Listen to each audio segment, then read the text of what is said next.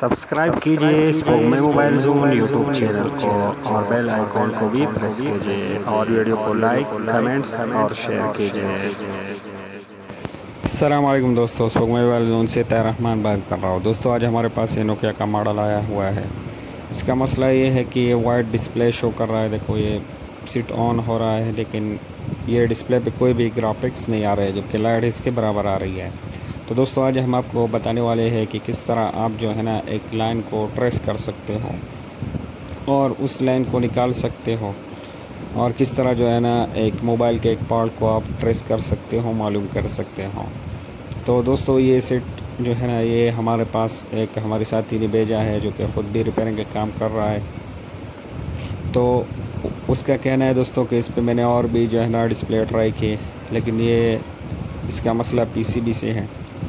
तो दोस्तों आज हम आपको बताने वाले किस तरह आप इसको हल कर सकते हो। तो दोस्तों इसका ये चार्जिंग जैक यहाँ पे फिट किया हुआ है ये, तो इसको खैर हम जम्पर के साथ जम्पर करेंगे क्योंकि ये वहाँ उस जगह पर मैजिक के साथ लगाया हुआ है। तो दोस्तों चूँकि इस पे जो है ना और डिस्प्ले उसने ट्राई किया है, डिस्प्ले का मसला नहीं है, माइक्रोस्कोप में रखते हैं। तो दोस्तों माइक्रोस्कोप में इसको हमने रख लिया और इसके साथ हमने देखो ये मीटर साथ में रख लिया जिसको मैंने बज़र मोड में सेट किया हुआ है। तो जब भी आपके पास इस तरह कोई मसला आए दोस्तों और आप और डिस्प्ले ट्राई करो और काम ना करे, तो फिर आपने इस तरह चेक करना है। ये पहले दो लाइन तो लाइट के लिए इसको हम छोड़ते हैं। बाकी देखो दोस्तों ये हम एक एक लाइन पे वैल्यू चेक करेंगे। इसमें 3 लाइन जो है ना वो ग्राउंड होंगे, बाकी पे जो है ना 350 से 800 तक वैल्यू आनी चाहिए। देखो ये ग्राउंड है और ये बाकी पे वैल्यू आ रही है। देखो यहाँ पे भी वो वैल्यू बराबर शो हो रहा है, यहाँ पे भी बराबर वैल्यू शो हो रहा है। तो दोस्तों इस तरह आपने एक एक पॉइंट को जो है ना वो चेक करना है। देखो ये भी ग्राउंड है, तो इस तरह मसला है दोस्तों। ये चाइना मॉडल्स में भी बहुत आ रहे हैं, क्यू मॉडल्स में भी। तो आपने इस तरह के एक लाइन को जो है ना वो चेक करना है। तो सभी लाइन पे वैल्यू आनी चाहिए। इसमें 3 लाइन जो है ना ग्राउंड है, बाकी पे वैल्यू आनी चाहिए।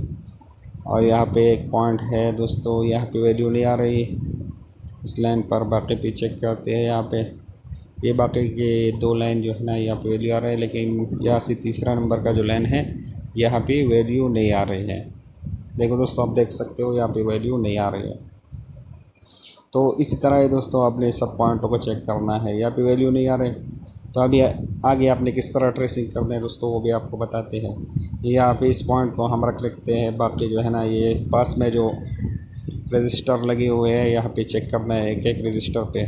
जहाँ पे जो है ना ये लाइन होगा वहाँ पे देखो यहाँ पे बीप बज रहा है, तो ये लाइन यहाँ तक आ रहा है। मतलब ये लाइन यहाँ तक जो है ना ये वाला लाइन जो है ना ये ब्रेक है आगे से, क्योंकि यहाँ पे देखो इसका जो है ना वो बीप हो रहा है। या यहाँ तक ये लाइन सही है, यहाँ रजिस्टर के यहाँ से कनेक्ट है ये लाइन। तो दोस्तों इसी तरह ही आप लाइन को जो है ना वो ट्रेस कर सकते हो। हमने सबसे पहले जो है ना वो सारे लाइन पे वैल्यू चेक की, फिर हमें पता चला कि ये लाइन जो है ना इस पे वैल्यू नहीं है और ये यहाँ से कनेक्ट है इस रजिस्टर से। यहाँ से आगे भी आप इस तरह ट्रेस कर सकते हो। एक एक ये लाइन के ज़रिए जो है ना आप इस तरह ट्रेस कर सकते हो आगे फिर आगे। लेकिन इससे भी आसान तरीका ये है कि आपके पास जो है ना एक और पीसीबी पड़ा हो। तो मैं एक एक मॉडल जो है ना एक एक मॉडल की पीसीबी मेरे पास जो है ना वो अवेलेबल होती है, जो कि जो है ना बहुत काम आती है हमारी।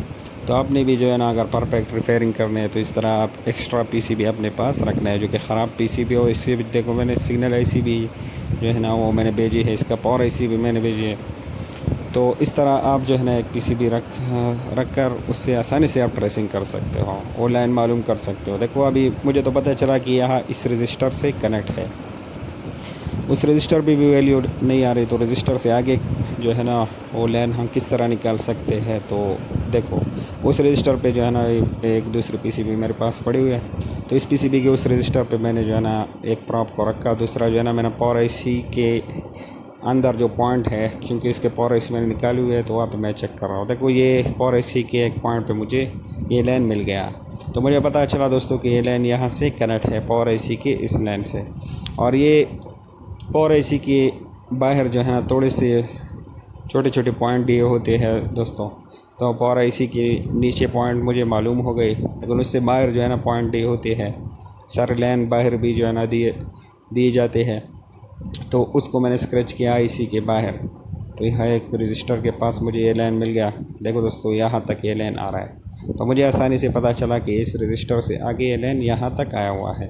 देखो आपको दिखाते हैं, ये पावर IC तक मैंने चेक किया, पावर IC से बाहर फिर मैंने देखा तो वो लाइन जो है ना ये पावर IC के पॉइंट से आकर यहाँ पर देखो दोस्तों इस तरह आया हुआ है, यहाँ पर इस रजिस्टर के पास ये लाइन आया हुआ है। तो उस जगह को मैंने स्क्रैच किया और ये जो है ना मुझे पता चला कि यहाँ तक ये लाइन है।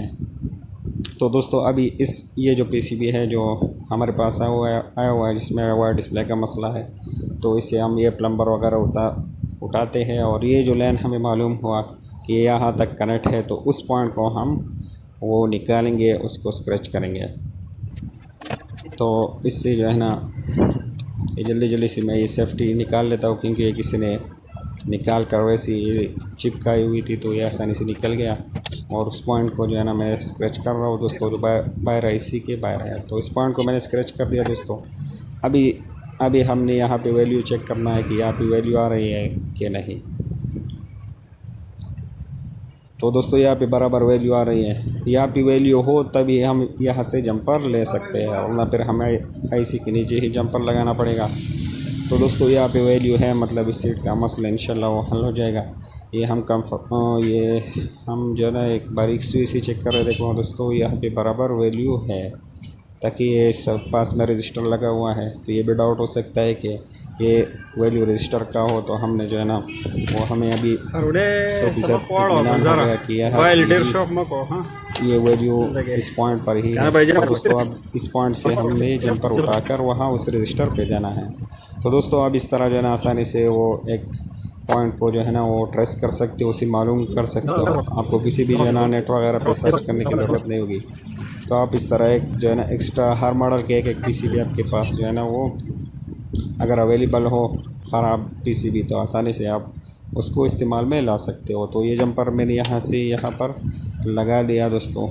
एक मरतबा इसको वैल्यू चेक करते हैं, फिर माइक्रोस्कोप में भी रख के आपको दिखाएंगे कि हमने जंपर कहाँ से कहाँ तक लगाया। तो दोस्तों यहाँ पे बराबर वैल्यू अभी आ रही है, देखो यहाँ पे बराबर वैल्यू आ गई जिस पॉइंट पे वैल्यू नहीं था।